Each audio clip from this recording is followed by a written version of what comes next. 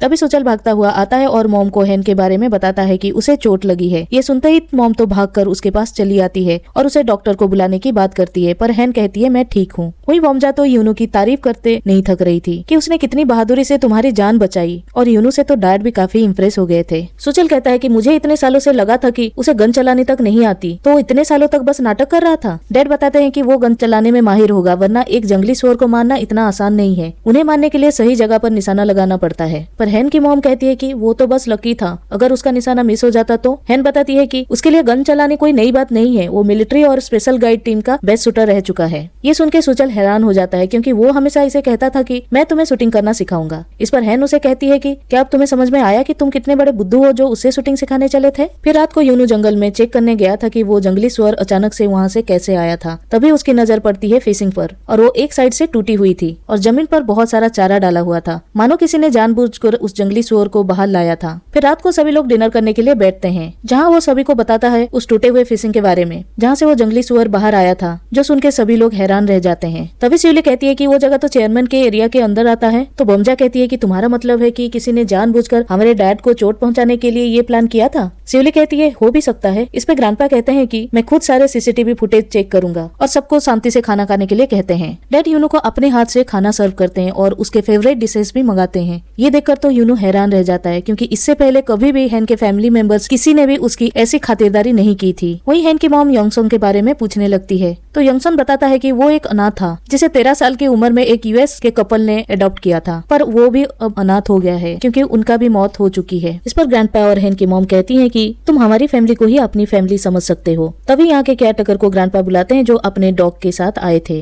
और ये dog grandpa को बहुत पसंद आता है। तो वो उसे पूछते हैं कि क्या ये डॉग तुम मुझे बेचना चाहोगे। पर केयरटेकर उन्हें बताता है कि ये डॉग मेरी फैमिली जैसा है, क्योंकि इसने एक बार मेरे बेटे को आग से बचाया था, तभी से ये डॉग मेरी फैमिली का एक मेंबर बन चुका है, इसलिए मुझे माफ करना, मैं ये डॉग आपको नहीं दे पाऊंगा। ये सुनकर ग्रैंडपा थोड़ा अपसेट होते हैं, पर उन्हें कुछ नहीं कहते। फिर यंगसन खाना खाने के बाद केयरटेकर के घर जाता है और उन्हें डॉग के बदले 100 मिलियन वॉन ऑफर करता है। पहले तो केयरटेकर काफी हिचकिचाता है, पर 100 मिलियन वॉन के लिए वो डॉग को यंगसोंग को दे देता है। इधर सुचल यूनू को हॉल में देखता है और उसे पूछता है कि तुम अभी तक यहाँ पे क्या कर रहे हो, तुम्हारा रूम तो 2nd फ्लोर में है। तो वो कहता है हाँ हाँ मुझे पता है। सुचल कहता है कि फिर सोने जाओ, काफी रात हो चुकी है। वो कहता है हाँ हाँ बस जा ही रहा हूँ। तो सुचल उसे गुड नाइट कहकर जाने लगता है, पर वो उसे रोकते हुए कहता है कि तुमने मुझे तुम्हारी कंपनी पर चल रही केस के बारे में पूछा था ना, तो अभी मैं उस केस के बारे में डिटेल में बता सकता हूँ, इसलिए बैठो और पूछो जो पूछना है। पर सुचल कहता है कि वो बस कल देख लेंगे, क्योंकि मुझे अभी सोने जाना है। तो कहता है कि ये तो तुम्हारे लिए बुरा हुआ, तुम्हारे लिए एक अच्छी अपॉर्चुनिटी हो सकती थी, जिससे तुम्हारी कंपनी का भी अच्छा होता। पर सुचल कहता है कि एक बात बताओ, कहीं तुम मेरे बहन से डर तो नहीं रहे हो।